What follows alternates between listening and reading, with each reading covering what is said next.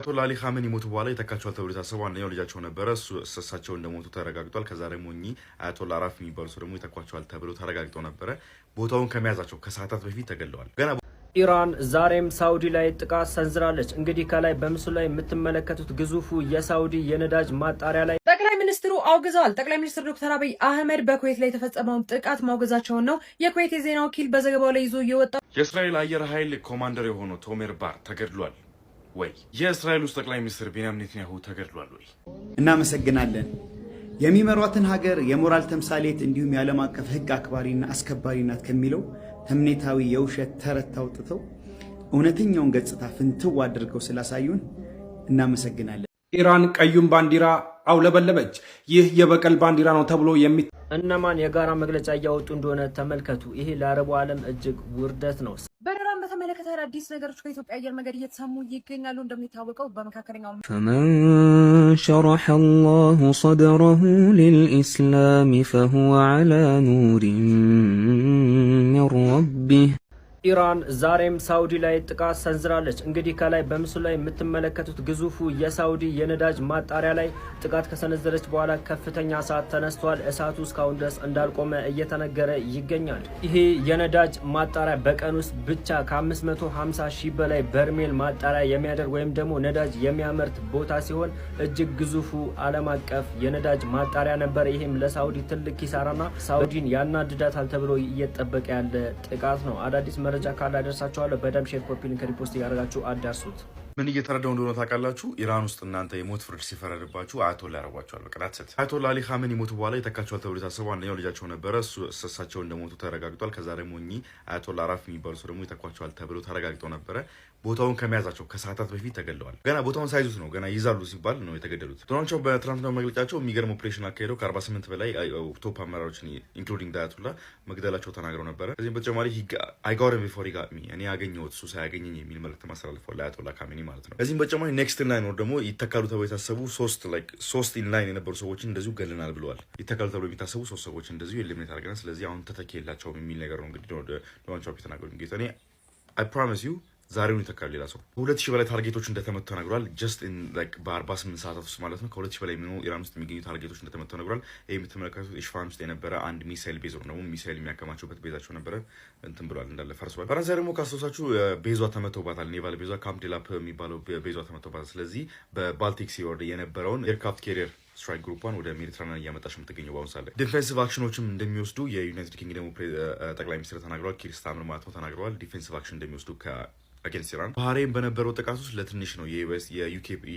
ፐርሰናሎች ነው ደግሞ የዩኬ ወታደሮችን የሳቱት በማለት ነው የተናገሩት። የኢራን አክሽን ማለት ነው። ከዚህ በፊት ከእንግሊዝ ቤዞች ላይ ተነስተው የአሜሪካ ጀቶች ኢራን ላይ ጥቃት እንዲያደርሱ ፍቃድ አልሰጡም ነበረ። አሁን ግን ፍቃድ ሰጥተዋል። በተለይ ደግሞ ዲያጎ ጋርሲያ ከተባለው ኢንዲያኖች ላይ ከሚገኘው ቤዛቸው ተነስተው የኢራን ሚሳይል ፋሲሊቲዎች እንዲመቱ ለአሜሪካ ፍቃድ ሰጣለች። የእስራኤል አየር ኃይል ኮማንደር የሆነው ቶሜር ባር ተገድሏል ወይ? የእስራኤል ውስጥ ጠቅላይ ሚኒስትር ቤንያሚን ኔታንያሁ ተገድሏል ወይ? ትዊተር ላይ በጣም ሰርፍ እያደረጉና የተንሰራፉ ከነበሩ ኢንፎርሜሽኖች መካከል ሁለቱ እንግዲህ በጣም ቶፕ የሚባሉት ናቸው። የእስራኤል ኤርፎርስ ኮማንደር ቶሜር ባር ሞቷል፣ ወር ደግሞ የቤንያሚን ኔታንያሁ ተገድሏል የሚል ማለት ነው። ሁለቱም በህይወት አሉ። ቶሜር ባርም ኢንሰርቪስ ነው፣ አሁን እንትን እያለ ነው፣ ትእዛዞች ላይ ነው ያለው። ቤንያሚን ኔታንያሁም እስራኤል ውስጥ ይኑር አይኑር እኔ እንጃ እንጂ በህይወት አለ። እንደተነገረው ከሆነ ዊንግስ ኦፍ ዛይን ወር ደግሞ የጽዮን ክንፎች የሚባሉት እሱ የሚንቀሳቀስባት አውሮፕላን ወደ ጀርመን እንደሄደች ተነግሯል። ካሪንግ ብለክ እሱም እያለ ይዛው ሄዳለች፣ ወር ደግሞ በሷ በሯል ወደ ጀርመን እየተባለ የሚገኘው ኖት ኮንፈርም ያለበት ቦታ ኮንፈርም አልተደረገም እንጂ ቤንያሚን ኔታንያሁ በህይወት አለ። እንትናም በህይወት አለ። የእስራኤልን ኮማንደር የእስራኤልን ኤርፎርስ ኮማንደር በህይወት አለ። እስካሁን ላይ እስራኤሎች እየሞቱ የሚገኙት ሲቪሊያኖች ናቸው። በእስራኤል ውስጥ እየሞቱ የሚገኙት የእስራኤል ሌሊቱ ሙሉ ስትደበደብ ነው ያደረችው። እስራኤል ሌሊቱ ምሽቱ ሙሉ ማለት ነው። በብዛት አይ ቲንክ 5 or 6 የሚሆኑ ስትራይኮች ተካሂደውባት ነበር ሌሊት። ከሁሉም ስትራይኮች ውስጥ የሆነ ያክል ኢምፓክቶች ነበሩ። እነ ጀሩሳሌም ላይ እነ ቴል አቪቭ ላይ ሪፖርት ተደረገ። ይሄ የምትመለከቱት ሌሊቱን ከነበሩ ስትራይኮች መካከል አንደኛው ቴል አቪቭ ላይ ላንድ ያደረገው ስትራይክ ነው የምትመለከቱት። እንግዲህ ሙሉ በሙሉ አናሌት አድርጎታል ህንጻውን። ይህን ቪዲዮ በምሰራበት ሰዓት ደግሞ የእስራኤል ኤርፎርስ በሌባኖን ነው ደግሞ በነ ሂዝቡላ ላይ ስትራይኮችን ላውንች እያደረገበት ያለበት ሰዓት ነው። ደግሞ ጥቃቶችን ላውንች አድርጓል በነ ሂዝቡላ ላይ። ሂዝቡላ ኦፊሻሊ ጦርነቱን ጆይን ማድረጉ በትናንትናው ዕለት ምሽት አካባቢ ገልጾ ነበረ፣ የኢራን ሳይድ በመያዝ ማለት ነው። እስራኤል ላይ የተለያዩ ሮኬቶችና ሚሳይሎችን ላውንች አድርጎ ነበረ። ለሱ ሪታሊሽን የእስራኤል ኤርፎርስ በአሁኑ ሰዓት ላይ ጥቃቱን እያደረሰ ነው የሚገኘው በሌባኖን ነው ደግሞ በሊባኖስ ላይ። መረጃዎች እየወጡ ነው። መረጃዎች ወደ እናንተ ማድረስ አላቆምም። ፕላስ ምልክቷን መንካት እንዳትረሱ።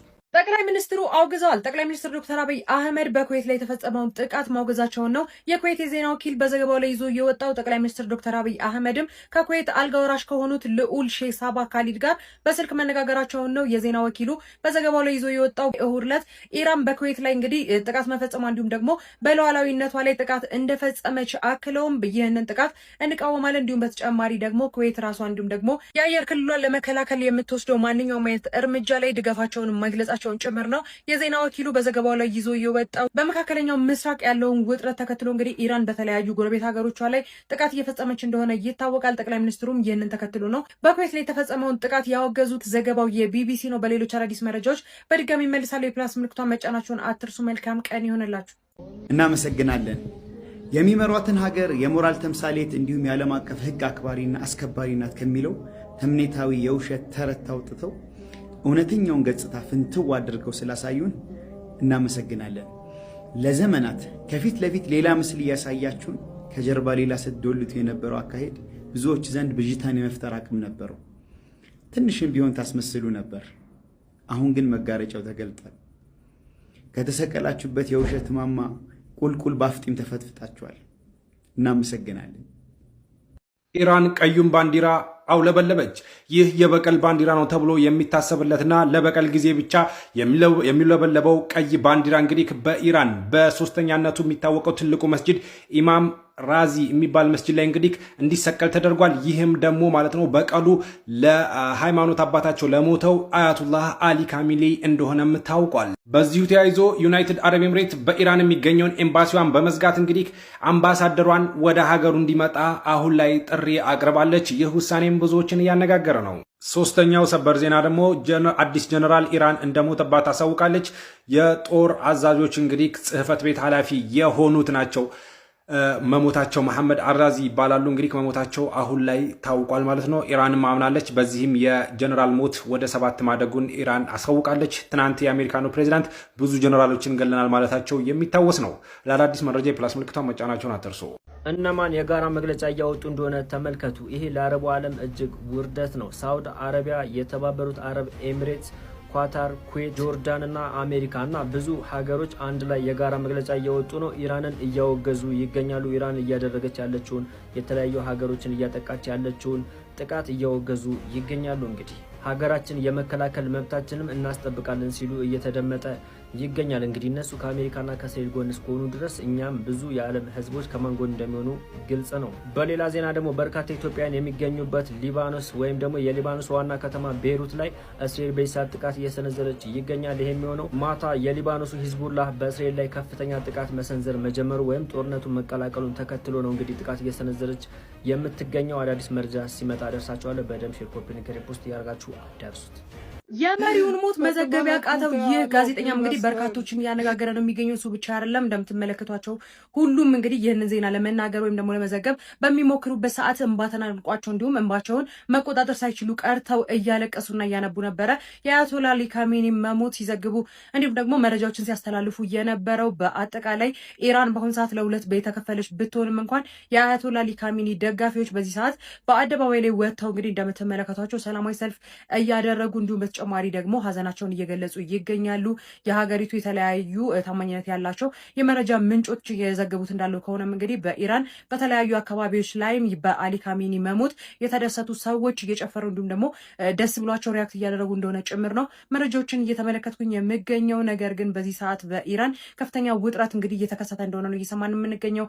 አዳሯን እንግዲህ እንደ ዱባይ፣ ሳውዲ አረቢያና የተለያዩ ሀገሮችን ስትደበድብ ማዳሯ የሚታወቅ ነገር ነው። እነሱም ምላሽ የሚሰጡ እንዲሁም ደግሞ ለደረሰባቸው ጥቃት ምላሽ የሚሰጡ ከሆነ ለኢራን ከፍተኛ የሆነ ስጋት ነው የሚሆነው ማለት ነው። አሜሪካን በአሁን ሰዓት በጥቂት ደቂቃዎች ወይም ደግሞ ሰዓታት ልዩነት ኢራን ላይ ከፍተኛ የሆነ ጥቃት ሊሰነዝሩ እንደሆነ ተናግረዋል። እንዲሁም የእስራኤል ይጠበቃል። ኢራን እንግዲህ መጪዎቹ 12 ሰዓታት እጅግ በጣም ከባድ ሊሆኑባቸው እንደሚችሉ ጭምር ነው የሚነገረው። በዚህ ጉዳይ ላይ አሁንም አዳዲስ ነገሮችን እየፈለግኩኝ ይዤላችሁ እመጣለሁ። ሁሌም ከሰላም ጎን እንቁም ማለት ፈልጋለሁ። በሌሎች መረጃዎች በድጋሚ መልሳለሁ። የፕላስ ምልክቷን መጫናችሁን አትርሱ። መልካም ቀን። በረራን በተመለከተ አዲስ ነገሮች ከኢትዮጵያ አየር መንገድ እየተሰሙ ይገኛሉ። እንደሚታወቀው በመካከለኛው ምስራቅ ያለው ውጥረት ተከትሎ በረራ መቋረጣቸው እንዲሁም ደግሞ የተለያዩ አካባቢዎች ላይ የሚደረጉ በረራዎች መሰራዛቸው የሚታወቅ ነገር ነው። አሁንም በረራው እንደተቋረጠ ነው። የተቋረጠባቸው ሀገሮችን ዝርዝር እንዲሁም በተጨማሪ ደግሞ አማራጮችን እያስቀመጠላቸው ይገኛል። አሁንም በረራ የተቋረጠባቸው አካባቢዎች መካከል እንደ አማን፣ ቤሩት፣ ባህሬን፣ ቴልአቪቭ፣ ዶሃ፣ ኩዌት፣ ዱባይ፣ ሻርጃ እንዲሁም በተጨማሪ ደግሞ አቡዳቢና አዳም ከተሞች ላይ እንግዲህ አሁንም ሙሉ ለሙሉ በረራ መቋረጡ ነው የኢትዮጵያ አየር መንገድ እያወጣ የሚገኘው። በእነዚህ እንዲሁም ደግሞ በዛ አካባቢ ላይ የሚገኙ የአየር መንገዶች ክልላቸውን በመዝጋታቸው እንዲሁም በተጨማሪ ደግሞ ያለውን ነባራዊ ሁኔታ በግምት በማስገባት ነው እነዚህ ሀገር ላይ በረራዎች እየተቋረጡ የሚገኙት። የኢትዮጵያ አየር መንገድ እንግዲህ ምንም ላልተጠቀማችሁበት ትኬት ሙሉ ለሙሉ ገንዘባችሁን ይመልሳል። በተጨማሪም ደግሞ እንደ አማራጭ ካስቀመጠላችሁ ነገሮች መካከል የጉዞ ቀናችሁን መቀየር እንዲሁም ደግሞ በአቅራቢያቸው ላይ ወይም ደግሞ ልትሄዱ ካሰባችሁበት ከተማ አቅራቢያ ላይ ጉዟችሁን መቀየር እንግዲህ እንደ አማራጭ አስቀምጦላችኋል። በሌሎች አዳዲስ መረጃዎች በድጋሚ ተመልሼ እመጣለሁ። ፕላስ ምትፈ መጫናችሁን አትርሱ። መልካም ቀን ይሁንላችሁ።